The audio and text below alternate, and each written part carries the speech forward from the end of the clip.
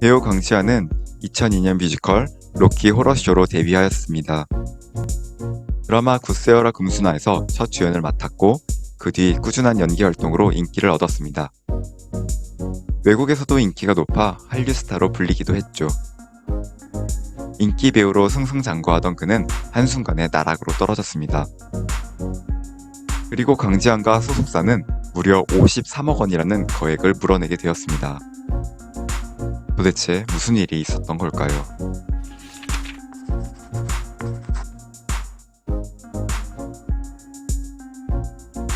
강지한은 2017년 5월 젤리피쉬 엔터테인먼트와 연예인 활동에 대한 전속 계약을 체결하였습니다. 그 뒤 젤리피쉬는 강지한을 대리해서 드라마 조선생존기의 제작사인 산타클로스 엔터테인먼트와 방송 출연 계약을 맺었죠. 조선생존기는 2019년 한정록과 1562년 임꺽정이 만난다는 설정의 타임슬립 드라마로 TV조선에서 방송되었습니다.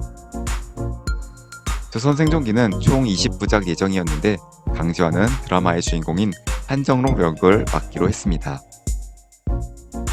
그리고 출연 대가로 회당 7천만 원을 받기로 했죠. 실제로 제작사는 젤리피쉬에게 20회분의 출연료인 15억 원을 지급했습니다. 드라마가 10회까지 방영된 상영에서 대형 사고가 발생했습니다. 바로 주연 배우인 강지환이 성범죄를 저지른 것입니다. 그는 2019년 7월 자신의 집에서 매니저, 여성 스태프 등과 회식을 하였는데 회식 이후 외주 여성 스태프 2명에게 성범죄를 저질렀고 그 일로 구속되었죠. 이후 강지환은 형사재판을 받았고 강제추행 및 준강간 혐의가 유죄로 인정되어 1심에서 징역 2년 6개월, 집행유예 3년을 선고받았습니다. 1심 판결에 대해 강지환이 항소했지만 2심 법원은 항소를 기각하였고 이후 대법원 판결로 1심 판결의 형이 확정되었습니다. 강지환이 성범죄로 드라마에서 하차하는 초유의 사태가 발생하자 드라마 조선생존기는 큰 위기를 겪었습니다. 조연 배우의 문제라면 드라마의 내용을 수정하여 해당 캐릭터를 작품에서 뺄 수 있었을 겁니다. 하지만 강지한이 맡은 역할은 주연이라 캐릭터를 뺄 수도 없었죠. 결국 드라마는 결방되었고 주연 배우를 서지석으로 교체한 뒤에야 다시 방송될 수 있었습니다. 강지한의 잘못으로 드라마 제작사가 큰 손해를 입었으니 강지환과 소속사가 손해배상을 하는 건 당연합니다. 문제는 손해배상의 액수입니다. 법원은 강지환과 소속사가 총 53억 원을 배상해야 한다고 판결을 하였는데요. 53억 원이라는 금액이 어떻게 정해진 것인지를 설명드리겠습니다. 첫째, 이미 지급한 출연료입니다. 제작사는 이미 소속사에게 20회분에 해당하는 출연료 15억 원을 모두 지급하였습니다.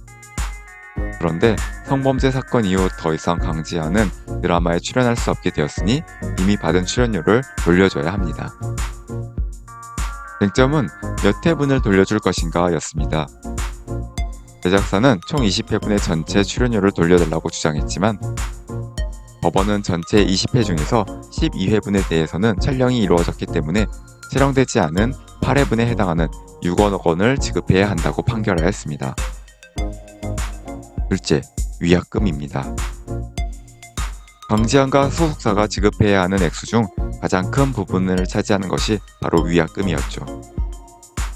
위약금은 계약의 내용을 위반한 경우에 지급해야 하는 돈입니다. 위약금의 액수는 계약마다 다른데 강지환의 방송 출연 계약서에는 위약금에 관해 이렇게 규정되어 있었습니다.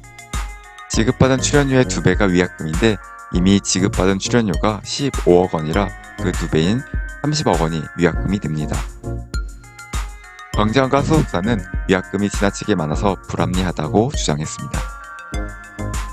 하지만 법원은 위약금 액수가 과도하지 않다고 판단했습니다. 주연 배우인 강지환이 다른 배우들에 비해 고액의 출연료를 지급받아 위약금의 액수가 커진 것이고 강지환의 잘못으로 드라마가 파행을 겪는 등 제작사가 입은 피해가 크다는 이유를 들었죠. 셋째, 해외 콘텐츠 판권료입니다.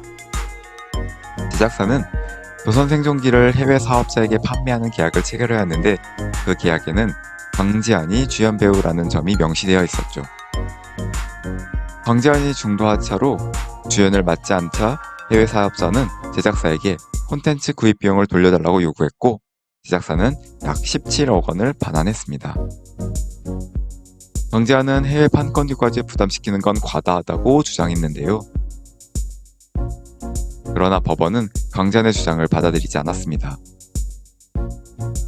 강지한은 당시 인지도가 매우 높았던 배우로 국내외에서 활발히 활동하였고 자신이 출연한 콘텐츠가 해외에도 수출되어 방영되고 있다는 걸 알았습니다.